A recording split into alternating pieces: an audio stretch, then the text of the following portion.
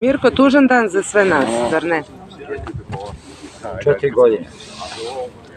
Tužni, bar za mene, u svetu muzike.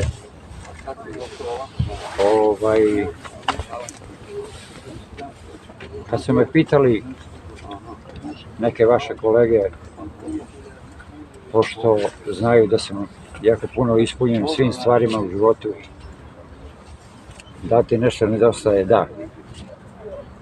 Nedostaje mi, nemam s kim da sviram. On je ovde, on je bio najveći, najbolji i kao prijatelj i kao umetnik. Učio sam od njega i da se ponašam u životu. Učio sam da poštujem, učio sam muziku. Hvala mu puno.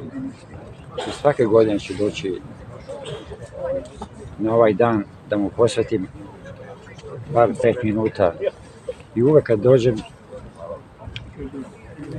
setim se svih koncerata, svih putovanja, svih noći koje smo provodili van scene, uz harmoniku, uz čašicu, uz neku laganu pesmu na suvo, što je on najviše voleo, a ja sam zavoleo pored njega. I to je to. Danas će biti i poslednja objavljena Šabanova snimljena pesma, da li ste je čuli? Nisam je čuo, ali će biti. Sutra ću malo više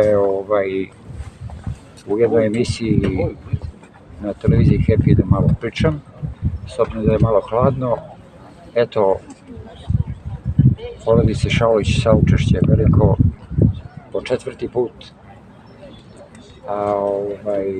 Ovo je jako tužan dan za mene i ja sam bio vezan sa njim 35 godina dugačkih.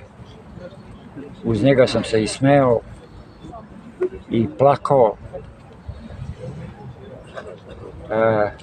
Plakao sam zato što sam bio srećan s kim sviram, kako on divno peva, a plakao sam i zato što je bilo jako teško i naporno raditi sa kraljem narodne muzike, jer je bio mnogo zahtevan kad sam ja u pitanju.